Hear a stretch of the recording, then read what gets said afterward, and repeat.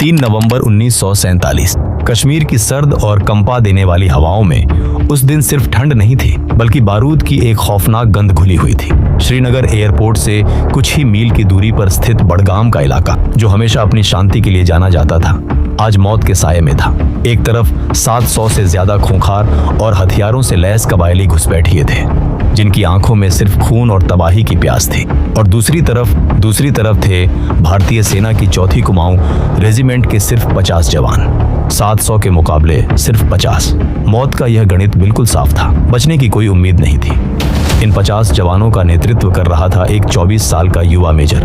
उस मेजर का एक हाथ प्लास्टर में बंधा हुआ था। वह चाहकर भी अपनी राइफल ठीक से नहीं पकड़ सकता था। दुश्मन लगातार करीब आ रहा था। गोलियों की बौछार बारिश की तरह हो रही थी, और तब उस टूटते हुए मोर्चे से वायरलेस सेट पर एक संदेश गूंजा। एक ऐसा संदेश जो आज भी भारतीय सेना के इतिहास में स्वर्ण अक्षरों में दर्ज है। उस युवा मेजर ने अपने हेडक्वार्टर को जो आखिरी संदेश भेजा, वो कुछ यूं था: दुश्मन हमसे केवल 50 गज की दूरी पर है, हमारी गिनती बहुत कम है, हम पर भयानक गोलाबारी हो रही है, लेकिन मैं 1 इंच भी पीछे नहीं हटूंगा।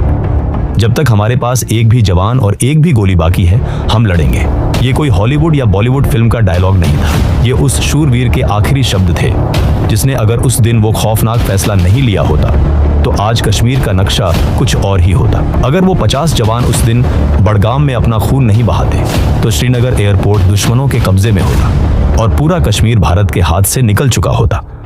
डॉको हिडन के इस खास एपिसोड में आपका स्वागत है। आज हम उस अनकही, रहस्यमयी और रोंगटे खड़े कर देने वाली सच्ची कहानी के पन्ने पलटेंगे, जिसे जानना हर उस इंसान के लिए जरूरी है जो इस मिट्टी से प्यार करता है। आज हम जानेंगे उस पहले परमवीर चक्र विजेता की कहानी, मेजर सोमनाथ शर्मा की कहानी, जिन्होंने एक टूटे हुए हाथ और अपनी मुट्ठी भर जवानों के साथ 1947 में पूरे कश्मीर को मौत के मुंह से खींच लिया था। एक ऐसी कहानी जो आपको झकझोर देगी, सोचने पर मजबूर कर देगी और आपके अंदर गर्व का एक ऐसा सैलाब लाएगी जिसे आप चाहकर भी रोक नहीं पाएंगे। इस कहानी की जड़ें उस समय में छिपी हैं जब भारत और पाकिस्तान के जन्म का दर्द अभी ताजा था। अगस्त 1947 में जब देश का बंटवारा हुआ, तो 500 से ज्यादा रियासतों को यह तय करना था कि वे भारत के साथ जाएंगी या पाकिस्तान के साथ। कश्मीर के महाराजा हरि सिंह असमंजस में थे। वे एक स्वतंत्र देश का सपना देख रहे थे, लेकिन उनका यह सपना बहुत जल्द एक भयानक दुःस्वप्न में बदलने वाला था। अक्टूबर 1947 का आखिरी हफ्ता। पाकिस्तान ने कश्मीर पर कब्जा करने के लिए एक बेहद गुप्त और खौफनाक योजना बनाई, ऑपरेशन गुलमर्ग। पाकिस्तानी सेना के जनरलों ने खूंखार कबायली लड़ाकों को आधुनिक हथियार दिए और उन्हें कश्मीर की तरफ धकेल दिया। 22 अक्टूबर को मुजफ्फराबाद में कत्लेआम शुरू हुआ, उड़ी और फिर बारामूला में जो हुआ वो इंसानियत के नाम पर एक ऐसा कलंक है जिसे इतिहास कभी भुला नहीं सकता। इन घुसपैठियों ने बच्चों, औरतों और बुजुर्गों को नहीं बख्शा। पूरा शहर जल रहा था। उनका अगला लक्ष्य था श्रीनगर, और श्रीनगर पहुंचने का सबसे अहम रास्ता था श्रीनगर का हवाई अड्डा। रणनीति बिल्कुल साफ थी। अगर घुसपैठियों ने श्रीनगर एयरपोर्ट पर कब्जा कर लिया, तो भारत से कोई भी मदद कश्मीर नहीं पहुंच पाएगी, और अगर एयरपोर्ट गया तो कश्मीर हमेशा के लिए पाकिस्तान का हो जाएगा। महाराजा हरि सिंह ने घबराहट में भारत से मदद मांगी और 26 अक्टूबर को इंस्ट्रूमेंट ऑफ एक्सेशन यानी विलय पत्र पर हस्ताक्षर किए। कश्मीर अब आधिकारिक तौर पर भारत का हिस्सा था, लेकिन कागजों पर दस्तखत होने से जमीन पर हालात नहीं बदलते। दुश्मन श्रीनगर के दरवाजे पर दस्तक दे रहा था। समय रेत की तरह हाथों से फिसल रहा था। 27 अक्टूबर की सुबह भारतीय वायुसेना के डकोटा विमानों ने सैनिकों को लेकर श्रीनगर एयरपोर्ट पर उतरना शुरू किया। यह दुनिया के इतिहास के सबसे बड़े और सबसे खतरनाक एयरलिफ्ट में से एक था। इसी सैन्य टुकड़ी का हिस्सा थी 4 कुमाऊं रेजिमेंट, और इसी रेजिमेंट में थे मेजर सोमनाथ शर्मा। लेकिन मेजर शर्मा का कश्मीर जाना इतना आसान नहीं था। कहानी में सबसे हैरान कर देने वाला मोड़ यहीं से शुरू होता है। मेजर शर्मा का बायां हाथ बुरी तरह फ्रैक्चर था। हॉकी खेलते हुए उनके हाथ की हड्डी टूट गई थी और उनके पूरे हाथ पर प्लास्टर बंधा हुआ था। जब उनकी बटालियन को कश्मीर जाने का आदेश मिला, तो उनके कमांडिंग ऑफिसर ने उन्हें साफ मना कर दिया। डॉक्टरों की सख्त हिदायत थी कि उन्हें पूरी तरह आराम करना चाहिए। एक सैनिक जिसका एक हाथ बेकार हो चुका हो, वो युद्ध के मैदान में क्या करेगा? लेकिन सोमनाथ शर्मा कोई आम इंसान नहीं थे। उनके खून में वीरता दौड़ती थी। उनका जन्म 31 जनवरी 1923 को हिमाचल प्रदेश के कांगड़ा में एक सैन्य परिवार में हुआ था। उनके पिता मेजर जनरल अमरनाथ शर्मा खुद एक सजे धजे सैन्य अधिकारी थे। द्वितीय विश्व युद्ध के दौरान बर्मा यानी अब म्यांमार के अराकान अभियान में सोमनाथ शर्मा जापानियों के खिलाफ अपनी बहादुरी का लोहा मनवा चुके थे। वहां भी उन्होंने अपनी जान की परवाह किए बिना अपने घायल अर्दली बहादुर को भारी गोलीबारी के बीच अपने कंधों पर उठाकर बचाया था। जब कुमाऊं रेजिमेंट कश्मीर के लिए निकल रही थी तो सोमनाथ शर्मा ने अपने सीनियर्स से जिद पकड़ ली। उन्होंने कहा, मैं अपनी कंपनी को बहुत अच्छी तरह से जानता हूँ, मेरे जवान मेरे बिना युद्ध में नहीं जाएंगे। अगर मैं उनके साथ नहीं गया तो मैं जिंदगी भर खुद को माफ नहीं कर पाऊंगा। उनकी जिद, उनका जुनून और उनकी आंखों में अपनी मातृभूमि के लिए जो आग थी, उसके आगे कमांडिंग ऑफिसर को झुकना पड़ा और इस तरह एक टूटे हुए हाथ वाला मेजर मौत के उस मैदान की तरफ निकल पड़ा जहां से उसकी वापसी कभी नहीं होनी थी। 31 अक्टूबर को मेजर शर्मा की कंपनी श्रीनगर पहुंची। हालात बद से बदतर हो रहे थे। भारतीय सेना मुख्य सड़कों पर घुसपैठियों को रोक रही थी, लेकिन दुश्मन बहुत चालाक था। उन्होंने मुख्य रास्तों को छोड़कर छोटे और गुप्त रास्तों से श्रीनगर एयरपोर्ट की तरफ बढ़ना शुरू कर दिया। बड़गाम का गांव उसी रास्ते में पड़ता था। 3 नवंबर की सुबह ठंड हड्डियां कंपा रही थी। मेजर शर्मा की डी कंपनी को आदेश मिला कि वे बड़गाम गांव की तरफ पेट्रोलिंग के लिए जाएं और वहां की स्थिति का जायजा लें। सुबह करीब 11 बजे उनकी कंपनी बड़गाम पहुंची। शुरुआत में सब कुछ शांत लगा।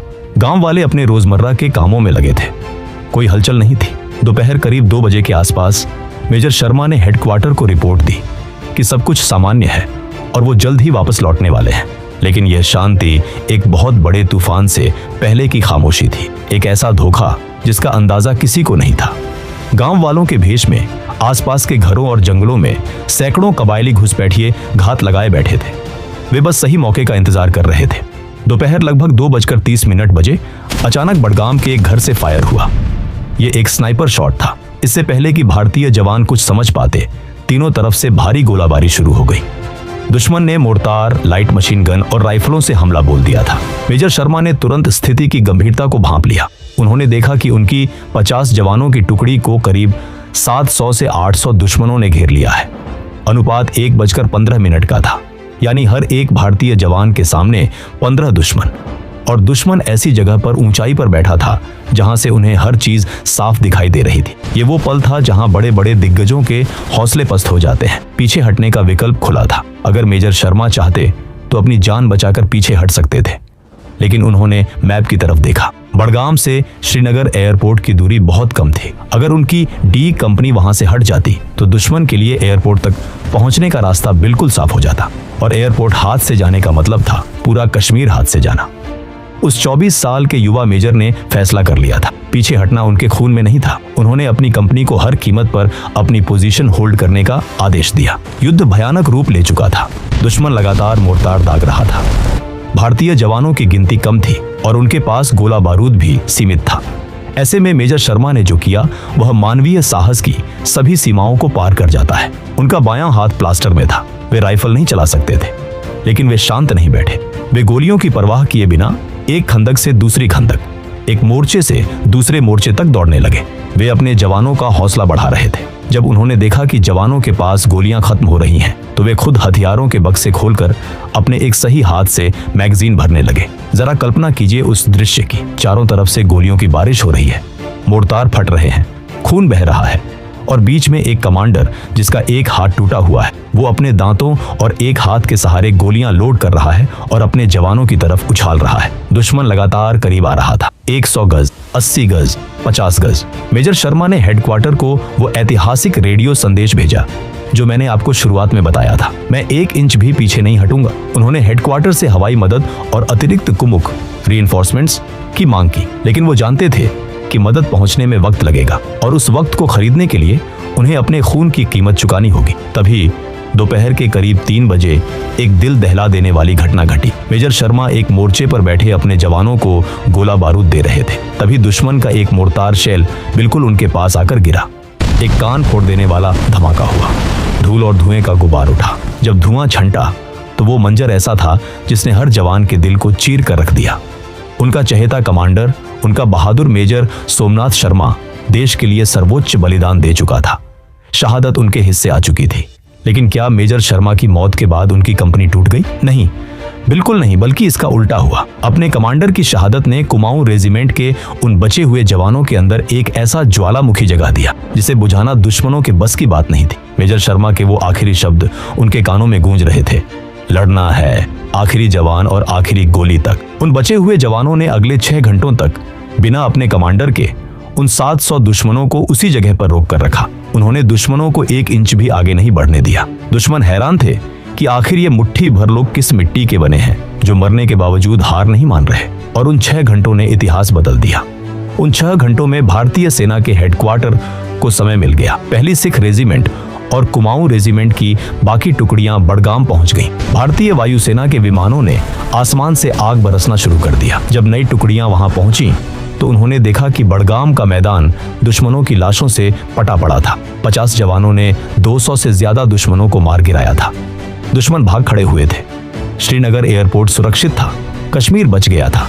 लेकिन उस जीत की जो कीमत भारत ने चुकाई थी वो बहुत बड़ी थी। जब मेजर सोमनाथ शर्मा का पार्थिव शरीर वहां से उठाया गया तो उनकी जेब से श्रीमद् भगवद गीता की एक छोटी सी किताब मिली जिसे वे हमेशा अपने साथ रखते थे। गीता का वो ज्ञान कि शरीर नश्वर है और आत्मा अमर है, जैसे उन्होंने अपने जीवन में पूरी तरह से उतार लिया था। भारत सरकार ने उनके इस अदम्य साहस, असाधारण वीरता और सर्वोच्च बलिदान के लिए उन्हें मरणोपरांत स्वतंत्र भारत का पहला और सबसे बड़ा सैन्य सम्मान परमवीर चक्र प्रदान किया। आज जब हम खुली हवा में सांस लेते हैं, जब हम कश्मीर की खूबसूरत वादियों की तस्वीरें देखते हैं, तो हमें यह कभी नहीं भूलना चाहिए कि उन वादियों की बर्फ में मेजर सोमनाथ शर्मा और उनके उन जवानों का खून मिला हुआ है। उन्होंने अपने आज को हमारे कल के लिए कुर्बान कर दिया। मेजर सोमनाथ शर्मा सिर्फ एक नाम नहीं है, वो एक प्रतीक है। वो प्रतीक है उस जज्बे का जो कहता है कि जब बात देश की आन बान और शान पर आ जाए तो टूटी हुई हड्डियां और सामने खड़ी मौत भी मायने नहीं रखती। वो हमें सिखाते हैं कि असली हार तब नहीं होती जब दुश्मन ताकतवर हो, असली हार तब होती है जब हम लड़ना छोड़ देते हैं। डोको हिडन का हमेशा से यही मकसद रहा है कि हम इतिहास के उन पन्नों को आपके सामने लाएं जिन पर वक्त की धूल जम गई है। मेजर सोमनाथ शर्मा की यह कहानी सिर्फ एक सैन्य इतिहास का हिस्सा नहीं है, ये एक सबक है हर उस युवा के लिए, हर उस नागरिक के लिए जो ये मानता है कि राष्ट्र सर्वोपरि है। अगर यह कहानी सुनकर आपके भी रोंगटे खड़े हुए हैं, अगर आपके दिल में भी उन 50 वीर जवानों के लिए सम्मान पैदा हुआ है, तो इस कहानी को अपने तक सीमित मत रखिए, इसे हर हिंदुस्तानी तक पहुंचाइए, क्योंकि एक देश तभी तक जिंदा रहता है जब तक वो अपने नायकों को याद रखता है। जय हिंद, वंदे मातरम।